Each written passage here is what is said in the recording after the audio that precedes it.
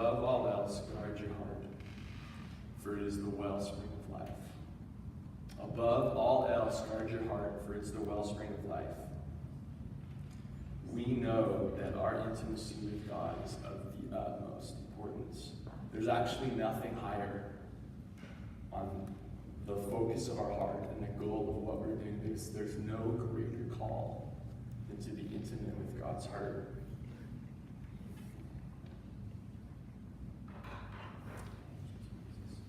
Through planning for this, the Lord has showed me that intimacy is a multifaceted diamond.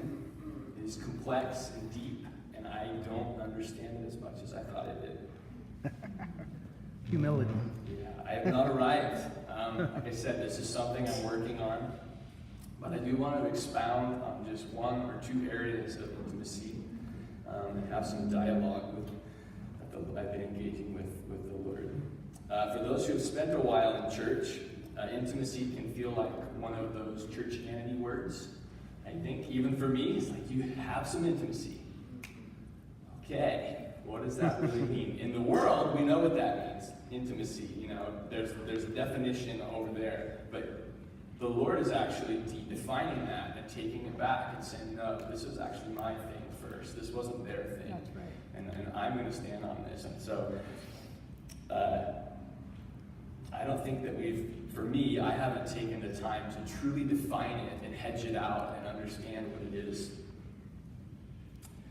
There was about 2 months back that I woke up in the morning, and clear as day in my head, I hear intimacy is the currency of the kingdom. Say it again. Intimacy is the currency of the kingdom. Like, really super clear. It's like, wow. I've never heard that before. And I'm trying to think, okay, I must have picked that up from somebody or from something, because that's really clear, and it just makes, it's profound, and I'm trying to sit here with it. So I text Tom, intimacy is the currency of the kingdom, and I send it off. And what was it, the day before, you had written down, what is the currency of the kingdom? Yeah. That's good. And I'm sitting there going, okay, Lord. And he answered it.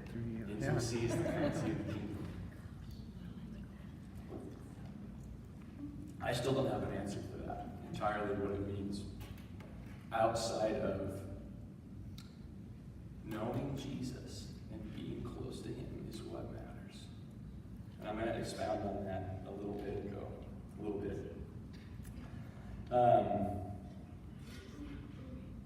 The question I have is, I'm giving a little analogy here.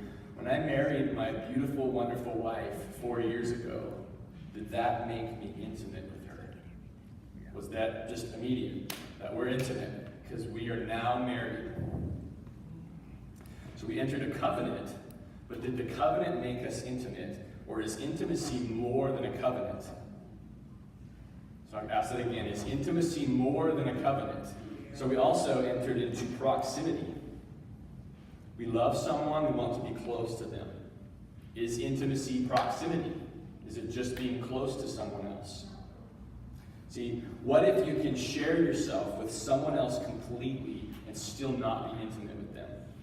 You can actually share your finances, your house, your bedroom, your food, your cars, your clothes, even your body with someone else and still not be intimate with them. We can have the covenant of marriage, change the last name that people know us by, combine our incomes, create new things together, share moments of physical passion, grow old, but those things on their own are not intimacy. You can actually have those things with someone that you despise. All those, you can share all of it and still not be really close to someone. In the same way, is it possible that we can have correct theology, be known by others as Christians, have favor with man, give a percentage of our money, be known for our good works, attend a meeting regularly, preach, teach, do miracles, prophesy, have saving covenant relationship through God, through Jesus on the cross, and still not be intimate with the heart of God?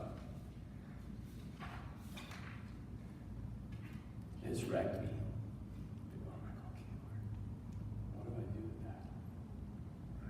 So what is intimacy with the heart of God? I want to start with the word. I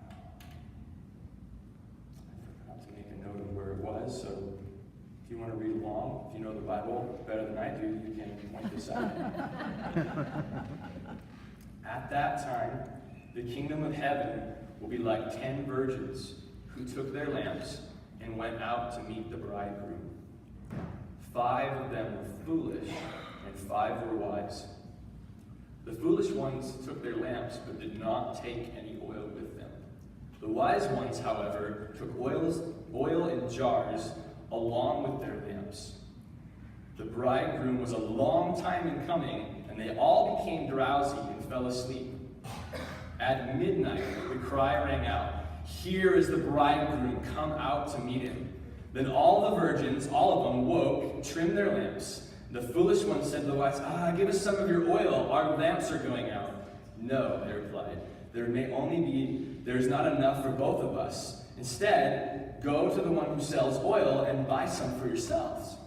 And while they were on their way to buy the oil, the bridegroom arrived, and the virgins who were ready went with him to the wedding banquet, and the door was shut. Later the other ones also came. "Lord, Lord," they said, "open the door for us." But he replied, "Truly I tell you, I don't know you. Therefore keep watch."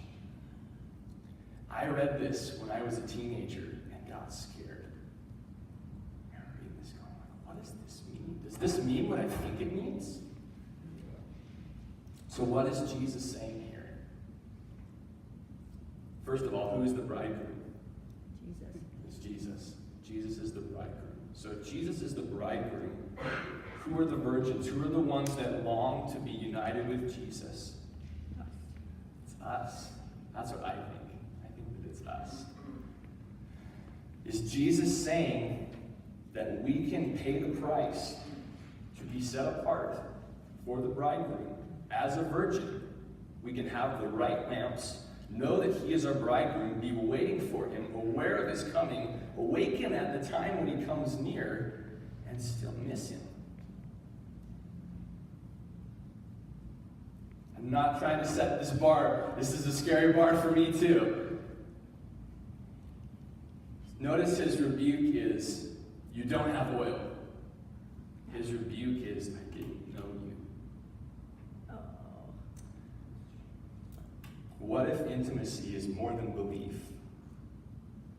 Can we even be saved and not be intimate with God's heart? I think that the key that I want to talk about on intimacy is in that statement of, "I did not know you." What is it that God is looking for at the core of our relationships? What is the end? What is the end? So we have these things that we do that we kind of check mark. I prayed, I did this. Why do we do those things? To draw near, to draw close to Jesus. Those things are not the end unto themselves. Jesus is